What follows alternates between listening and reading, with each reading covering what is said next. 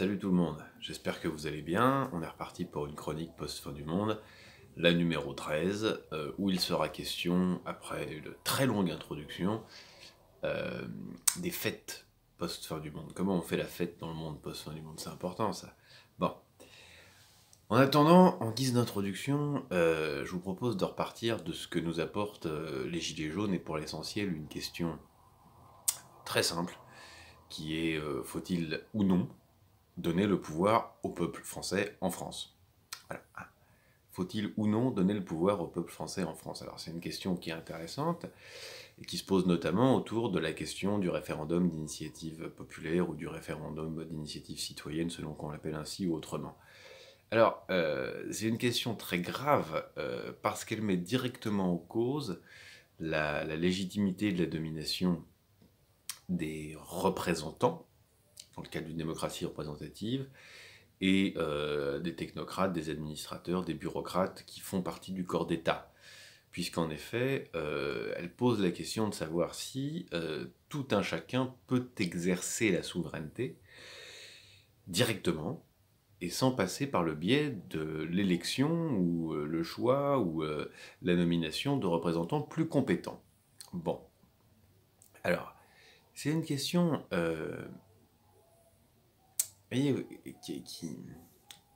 qui attaque le pouvoir dans son ambiguïté, dans la justification des inégalités. Alors, c'est une question très proche par ailleurs de notre perspective des chroniques post-fin du monde, puisqu'en effet, c'est au nom de la mondialisation, c'est au nom de la pensée complexe intégrant la mondialisation, de l'idée que les questions importantes se négocient à l'échelle européenne, mondiale, transnationale, ce qui nous en... Voilà, qu'on nous dit que les peuples sont en quelque sorte incapables, incompétents à se gérer eux-mêmes. Bien. Euh, c'est toujours au nom de cette mondialisation que les élites françaises nous ont en quelque sorte décrété incompétents, les catastrophes mondiales à venir ou en cours, hein, exigeant des compétences spécifiques et exclusives, détenus par des experts qui sont aussi bien des experts financiers que des experts en affaires militaires, que des experts en affaires économiques, que des experts en affaires, j'ose même pas dire politique. Bien. Alors, moi, ce qui m'a intéressé là-dedans, c'est voilà, cette opposition, cette confrontation en fait des élites françaises à la question très très simple de la démocratie sociale et de la démocratie directe, qui consiste à dire euh, faut-il ou ne faut-il pas rendre le peuple souverain. En l'occurrence, rendre le peuple souverain, rendre le peuple français souverain en France. Question très simple et qui fait dérailler, à mon sens, de nombreux acteurs. Ça cause dans les médias un certain niveau de vertige. N'importe qui peut-il gouverner? Les décisions seraient-elles aussi bonnes si la foule, l'horrible foule, l'imprévisible foule, peut gouverner? Ou bien, est-ce que seuls certains dépositaires d'une science royale, les sachants, les technocrates, ceux qui savent ce que veut dire la péréquation et ce que c'est que l'axiomatique d'Arrow et de Breu, peuvent gouverner? Alors, pour moi, ça introduit de fausses questions. Par exemple, cette idée que la foule serait instable. À mon sens, c'est faux de deux manières. D'abord, c'est faux parce que la démocratie directe n'est pas nécessairement le pouvoir de la foule via un État. Ça n'est pas l'outil État, outil omnipotent, utilisé par la décision folle et changeante à chaque instant de la foule.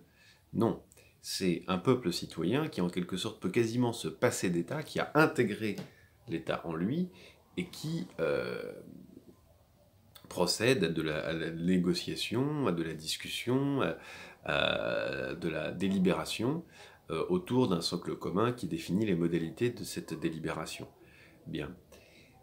Contrairement à ce qu'on peut croire, c'est un modèle très commun, cette démocratie directe, et ça donne des sociétés extraordinairement stables. c'est le modèle des sociétés traditionnelles, par exemple huronnes ou iroquoises, qui ont été décrites, par exemple, dans Le Pays renversé par Denis Delage.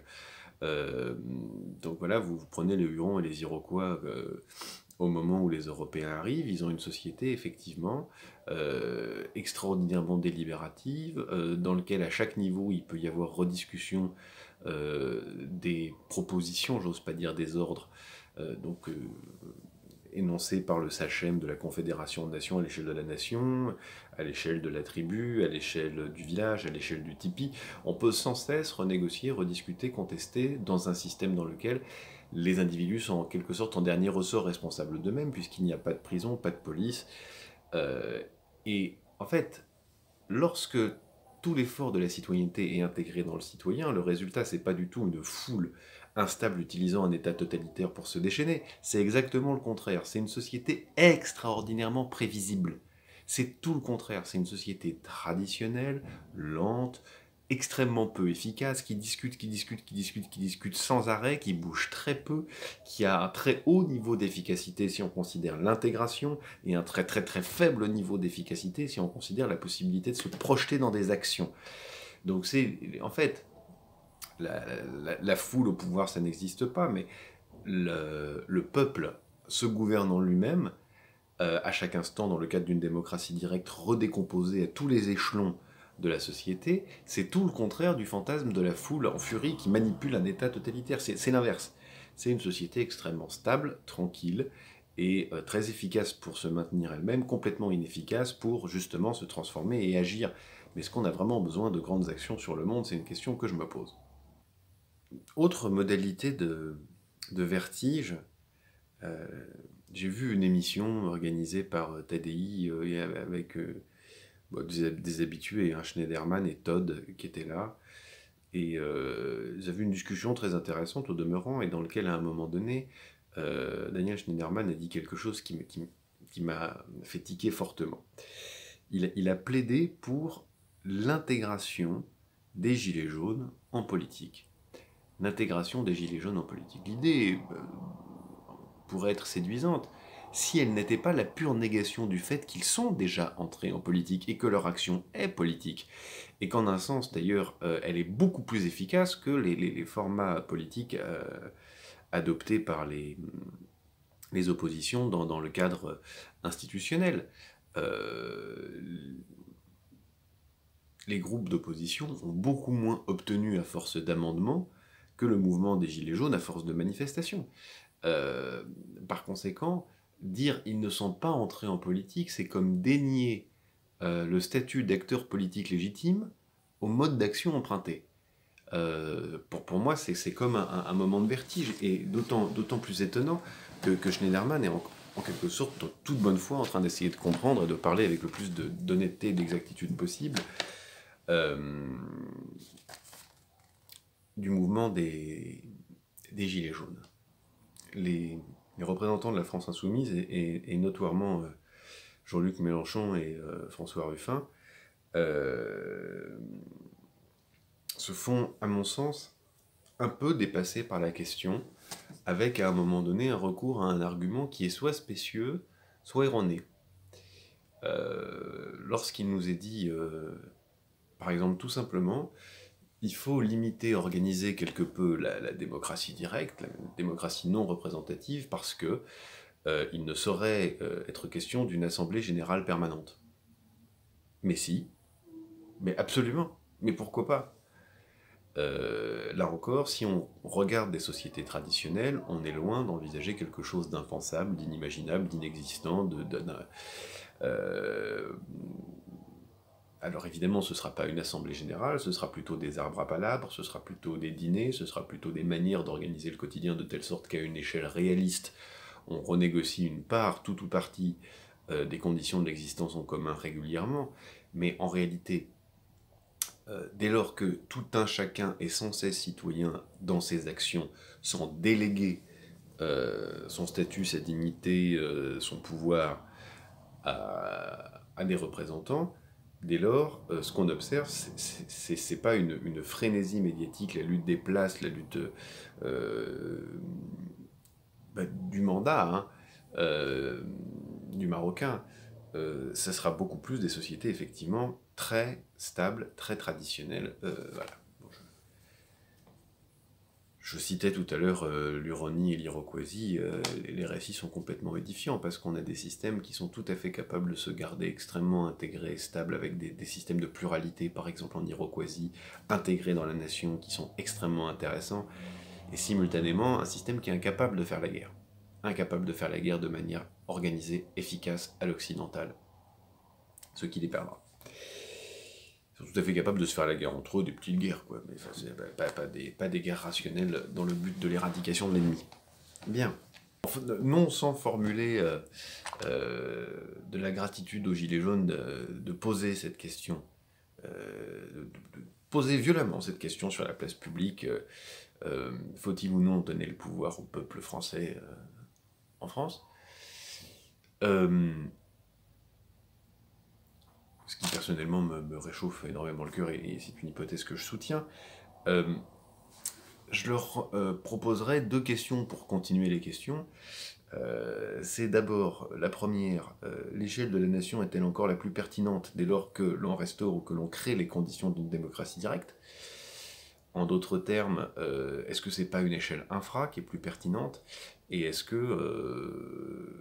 qu'on se pose pas la question d'une culture de la pluralité entre les régions, entre les départements, un art de faire commun ensemble différemment, et en se différenciant. Bon, voilà. Deuxièmement, je vais la poser de manière un peu caricaturale, est-ce qu'on commencerait pas par abolir les autoroutes? Est-ce que ça vaut la peine de maintenir, de rendre vivables les conditions actuelles d'exploitation des personnes et de l'existant? Bon, c'est dit de manière provocatrice parce qu'évidemment, les gens qui bossent, et moi-même d'ailleurs, je suis en train de bosser pendant mon congé paternité, on peut pas s'arrêter de bosser parce qu'on peut pas, faut payer les trucs, c'est comme ça. Bon. Néanmoins, essayez d'avoir bien conscience que les autoroutes ont du pouvoir. Je ne fais pas comme Bruno Latour, puisqu'il m'en a été question dans les commentaires, référence à un parlement des choses. Simplement, l'existence d'une infrastructure autoroutière est un pouvoir, agit sur le territoire, le divise, le transforme, le distord, de la même manière que l'existence de rails fait exactement la même chose.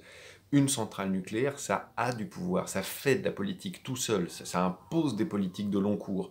Et vous voyez bien qu'aujourd'hui, on a un parc de centrales nucléaires à gérer et que l'existant, le matériel, impose des politiques de gestion au long cours. Est-ce qu'il ne serait pas intéressant de prendre à la racine, en quelque sorte, dans un moment où on cherche à reconstruire une démocratie directe, une émancipation par rapport à des outils de production qui font de la politique à la place des gens? Voilà, pour le dire très simplement, est-ce qu'il ne faut pas se débarrasser de ces macro-systèmes techniques qui font de la politique à la place des gens? Bon. Pour le dire autrement, c'est très important de bien vivre, hein, pour reprendre le triptyque du début de cette série-là. Donc, freiner la catastrophe, bien vivre pendant la catastrophe et prendre en compte la crise anthropologique que moi j'appelle monde post-fin du monde. C'est très très important de freiner les catastrophes écologiques, c'est encore bien plus important de bien vivre au quotidien, mais néanmoins, la troisième question doit toujours être maintenue. Est-ce qu'on n'adresserait pas la crise qui nous mène là? Aussi. Bon. Ou est-ce qu'il faut rafistoler l'ordre ancien pour qu'il tienne, tout en continuant ses dégâts? Bon, alors, on va commencer la vidéo post-fin du monde à proprement parler, après avoir moultement digressé sur les gilets jaunes, et voilà. J'ai envie de reprendre le credo, ça fait longtemps qu'on l'a pas dit, c'est notoirement pour provoquer Monsieur Le Casals qui fait rien qu'à dire que on est un prêtre, ou je sais pas quoi, une espèce de curaille. Alors j'ai mis aussi un petit col comme ça, puis faire des bénédicités, puis des amens, enfin... Bref, je comprends pas du tout cette espèce de provocation, donc j'y réponds par l'humour. Enfin, c'est pas très drôle, mais enfin j'y réponds en provoquant. Bien. Credo, la fin du monde a déjà eu lieu en tant que phénomène anthropologique, nous avons déjà détruit la nature, nous sommes déjà incapables de nous réformer en fonction de nos erreurs et de nos crimes. Nous nous sommes déjà abolis en tant que possibilité de liberté. Et nous avons parcouru un parcours encourageant entre Hiroshima et Fukushima. Pendant que la diversité animale crève à grande vitesse, les plus écolos d'entre nous mangent des omelettes sans œufs emballées dans du plastique et vendues sur les rayons de Naturalia Monoprix. Bref, nous nous sommes rendus incapables de nous sauver de nous-mêmes, de l'illimitation, de notre tendance à la négation du monde. Nous avons déjà aboli le monde commun. La soi-disant catastrophe à venir n'est qu'un argument obus au service de gouvernementalité déjà en place. Bien. À ce sujet, d'ailleurs, je me permets de vous recommander Le désir de catastrophe d'Henri Pierre Jeudi. Dans le fond, c'est une lecture que j'ai faite il y a très très longtemps sur conseil de Sophie Poireau-Delpech. C'est un texte qui date de 1990 et vous serez saisi en le lisant de la compréhension qu'il a des catastrophismes à venir. C'est extrêmement séduisant et impressionnant.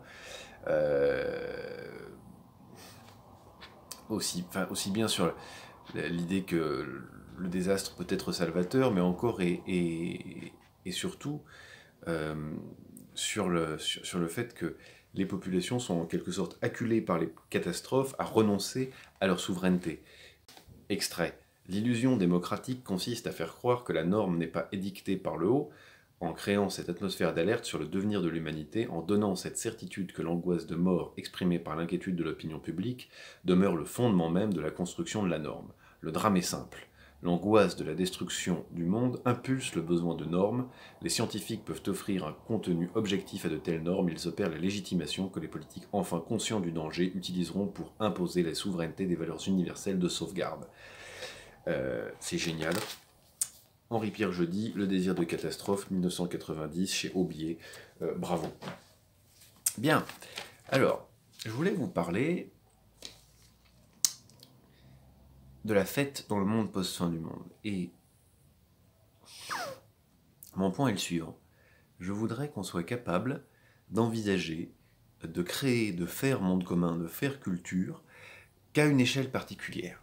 Celle à laquelle on est capable de faire, de produire collectivement une fête primordiale, une fête totale, une fête qui célèbre à la fois au présent et dans le temps primordial, in illo tempore, celui qui a présidé à l'alliance locale entre une population et l'ordonnancement du monde, voilà, qu'on soit capable de nous célébrer nous-mêmes totalement.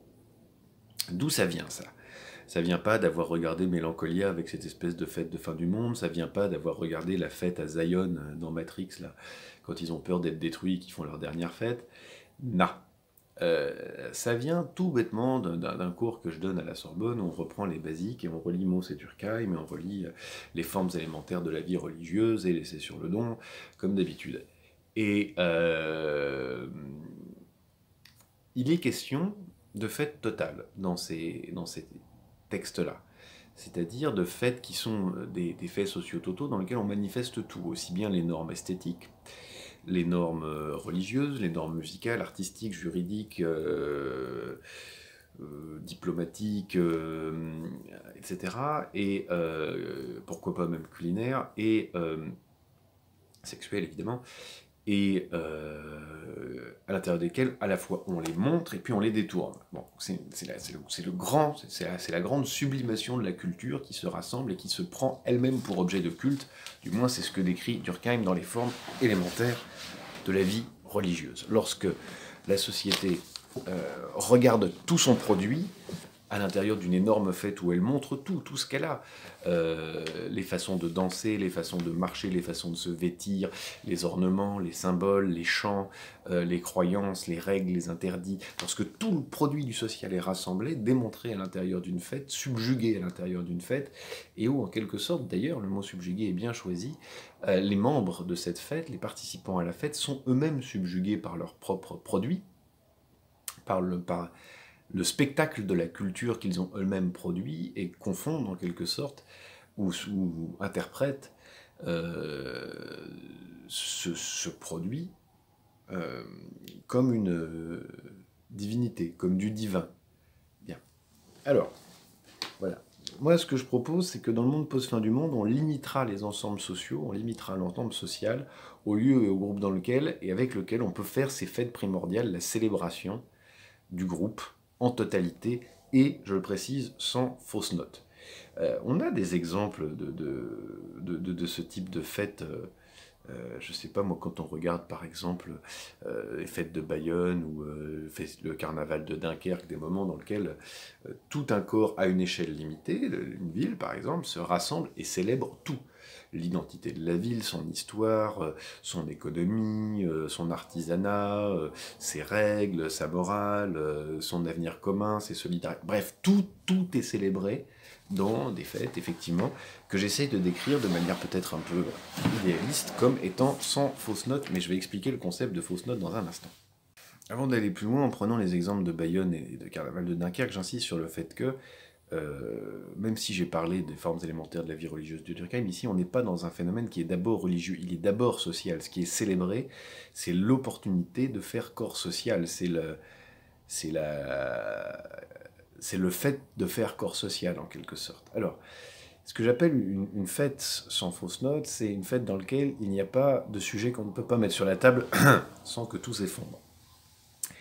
Il est normal qu'il y ait des contradictions dans une société. Je sais pas, moi, par exemple, reprenez vos bases de marxisme élémentaire et voilà, vous voyez que par exemple une société bourgeoise produit un prolétariat qui est de plus en plus important, de plus en plus pauvre et qui a de plus en plus intérêt à la chute de la bourgeoisie. Bon, ça n'est pas la contradiction interne que je désigne. Ce que j'appellerais une fausse note, c'est quand il y a tout ou partie du social qui ne peut pas être célébré par tout ou partie du social, et donc tout ou partie du social qui est exclu de la fête. Alors, pour moi, on remarque directement l'état fin du mondesque, pardonnez-moi du néologisme, ou apocalyptique de la France dans l'inanité croissante des rites et des fêtes que nous sommes capables de célébrer, ou pour le dire autrement, au nombre de fausses notes, c'est-à-dire au nombre de parts d'énoncés autour des fêtes qui ne peuvent pas être, énoncés jusqu'au bout, sans quoi tout ou partie du social ne peut célébrer la fête. Bon, alors, pour illustrer ce point, je voudrais réfléchir avec vous à un point très simple. À quelle occasion, choisissons comme ça quelques occasions, ça va pas être difficile parce qu'elles sont pas si nombreuses que ça, à quelle occasion opérons-nous en France aujourd'hui des grands moments de fête nationale, de communion nationale. Alors on pourrait compter le 14 juillet, mais pourquoi pas. Ceux qui me sont venus à l'esprit pour aller un peu plus loin, enfin on pourrait considérer le 14 juillet. C'est Noël, la Coupe du Monde de football, ce que j'appelle la mécanique absurde du rituel post-attentat, et enfin, dernier moment, bon, qui a peut-être moins d'importance, mais qui est plus récent et plus brûlant, la manif devant l'Opéra avec minute de silence pour les 8 morts du mouvement des Gilets jaunes, plus les morts de Strasbourg qui a eu lieu la semaine dernière. Bon. Les uns comme les autres présentent des vraies fausses notes, c'est-à-dire une incapacité pour toute ou partie du social de célébrer avec. Alors, prenons Noël. Jésus est né. Hein, Noël est une fête aujourd'hui qui propose, pour célébrer la naissance d'un sauveur qui vient prôner l'amour libre, le fait qu'on va se désintéresser de la richesse, que les pauvres ont esprit, etc.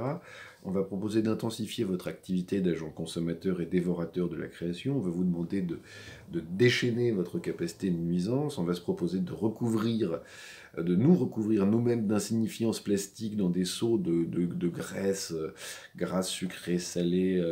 On est par ailleurs dans une fête qui n'est pas une fête chrétienne, mais pardon, pas une fête française, mais une fête païenne interprétée dans le rite chrétien dans le monde entier. On a Père Noël qui est un genre de Santa Claus repeint en couleur de Coca-Cola, avec des significations politiques et spirituelles, comme je vous disais, largement invisibles ou détournées. Alors, ce qui m'intéresse là-dedans, c'est qu'on a typiquement une fête qui n'est pas les fêtes que décrivent Durkheim et Mauss. C'est pas un potelade géant, c'est pas une délimitation du pays, c'est pas une délimitation de qui nous sommes. Ça n'est pas une fête Kula, ça n'est pas du tout les fêtes décrites chez les Warramunga par les aborigènes d'Australie décrits par Durkheim dans les formes élémentaires de la vie religieuse. Je n'ai pas dit observer, j'ai dit décrit. Bien. Donc, on n'est pas dans une fête dans laquelle une totalité peut se célébrer totalement. On est dans une fête dans laquelle une partie, à l'intérieur d'un tout beaucoup plus vaste que le premier ensemble, donc une partie d'un premier ensemble à l'intérieur d'un tout beaucoup plus grand que ce premier ensemble, peut célébrer avec un ensemble de fausses notes un rituel qui est à la fois effectivement célébration de ce qu'on est, c'est-à-dire une société de production et de consommation, et simultanément dénonciation. Donc voilà, c'est typiquement ce que j'appellerais une fausse note, c'est-à-dire un moment donné où on voudrait s'aimer, se célébrer et se prendre nous-mêmes comme objet d'amour, et où on fait le contraire. Alors on pourrait dire exactement la même chose du football, c'est-à-dire d'abord tous les Français s'y intéressent pas, deuxièmement le football est une pratique totalement universelle et qui ne... Quand bien même la joie immense traverse le pays et soulève un enthousiasme chez les plus sceptiques et les plus grands amateurs de rugby et de curling, on a affaire à quelque chose qui est largement international, qui ne correspond pas à l'ensemble France, mais qui par ailleurs ne touche pas tous les Français, mais qui aussi et surtout finalement impose des fausses notes, parce que par exemple c'est aussi le football, le règne hypertrophié du culte de l'argent, de la concurrence, de la performance, de la communication aplatie, avec cette espèce de novlangue que parlent les joueurs, où il faut toujours rester concentré, bien se reposer pour performer au match suivant, etc. Que par ailleurs,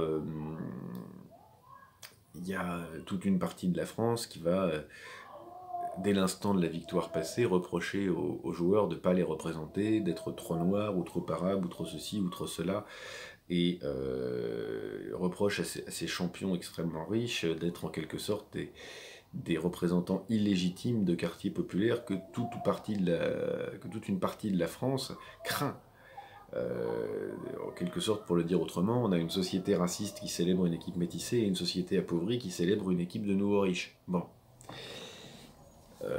Voilà ce que moi j'appelle des fausses notes au cœur des fêtes nationales, des célébrations, des communions collectives. Alors, comme si on n'avait plus que des fêtes à l'intérieur desquelles il n'était pas évident de jouir pleinement. Pas individuellement. C'est très facile de jouir individuellement. Collectivement. Tous ensemble. Bien. Alors,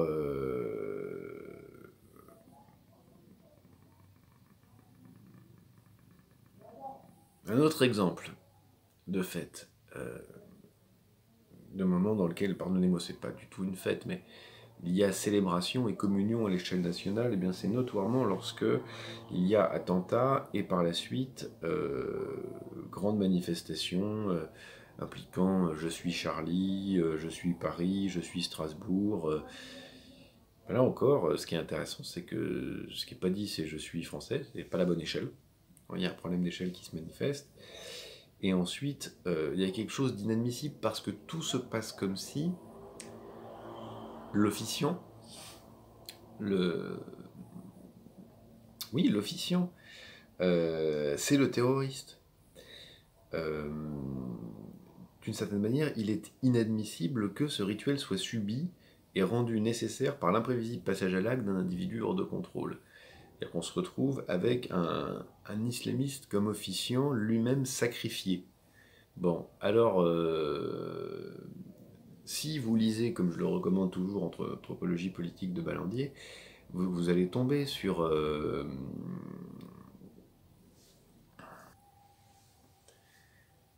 donc vous pourriez tomber sur ces types de rituels très étranges, par exemple chez les Agnis en Côte d'Ivoire, donc c'est décrit par Ballandier dans Anthropologie politique, dans lequel il y a un captif roi, donc dans l'interrègne, quand un roi est mort et avant de nommer le nouveau roi, on place un captif, un esclave, un prisonnier, au poste de roi pour faire un simulacre de règne complètement chaotique dans lequel il va boire, voler, violer, enfin tout mettre en désordre jusqu'à ce qu'on le tue et on rétablisse l'ordre. Et ce faisant, on recélèbre le lien primordial entre ce régime et l'ordre du monde. Bien.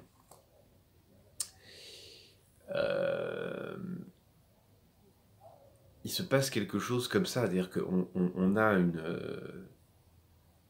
une communion nationale, mais qui est sans cesse due à quelque chose qu'on... Enfin, en gros, c'est une fête qu'on voudrait pas avoir.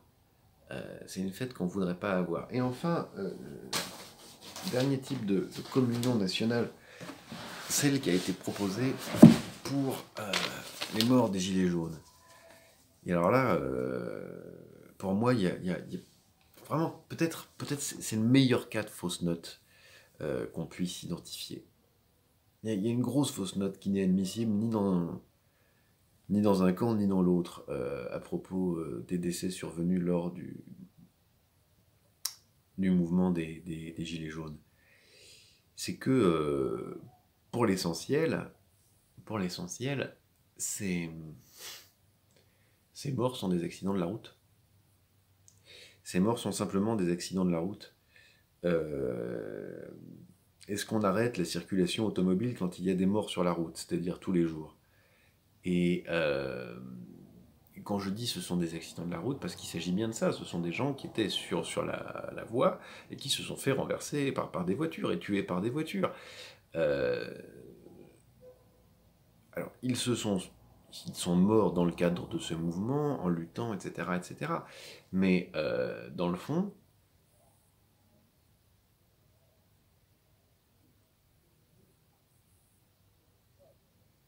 ce sont des victimes supplémentaires du fonctionnement normal d'un macrosystème technique qui produit quotidiennement de la mort.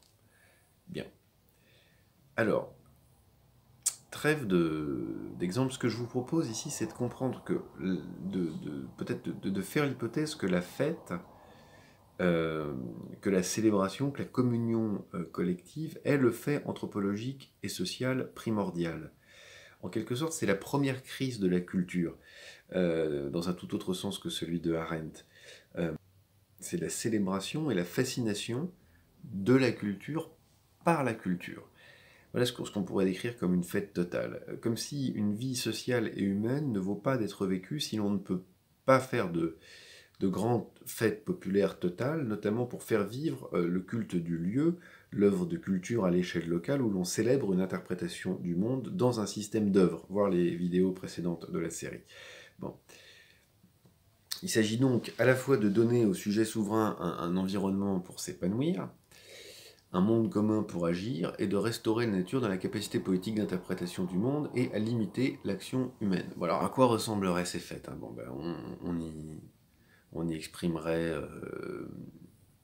le droit, les arts, le politique, l'usage des corps, on y brûlerait tout l'argent et toutes les valeurs sociales habituellement en cours, on célébrerait l'alliance harmonieuse particulière avec un ordre des choses, on y célébrerait tout aussi consciemment le monde commun comme système d'œuvre, on y célébrerait la paix, la guerre, l'ami, l'allié, l'ennemi, le voisin, qui auraient tous leur place attribuée dans cette fête-là. On s'y aimerait aussi manifestement et consciemment, et ce serait le sens de la délimitation, le social comme premier lieu d'amour, et non pas contre les autres, non pas délimitation contre, délimitation dans le cadre d'un affrontement entre les purs et les impurs. Bon, voilà, vous voyez, à travers cette question de la fête et de la célébration, de la fascination de la culture par la culture, c'est cette première crise de la culture qui est le fait qu'elle se prend elle-même pour culte et qu'elle se célèbre et qu'elle entre en joie, qu'elle entre en fête autour de ça. J'essaye de proposer une compréhension, une prise en compte de ce qui dépasse la simple interaction entre des agents économiques et techniques, ce qui doit dépasser dans le fait de faire culture, dans le monde post-fin du monde, dans les espaces qui nous restent, dans les ruines du monde post-fin du monde. Voilà, c'est la nécessité d'avoir cette fête primordiale pour reproduire le geste fondamental de la culture qui est faite. Ça permet de dépasser la limite des relations possibles et pensables à l'intérieur de relations économiques et techniques, qu'elles soient pensées sur la modalité des rapports de classe et du mode de production, ou sur la modalité de la proximité et de l'accès au réseau tel que ça peut être fait aujourd'hui. Bon, j'espère que j'ai pas été trop délirant. Comme d'habitude, j'espère que ça vous a plu. Je vous dis à la semaine prochaine, et d'ici là, salut tes joies.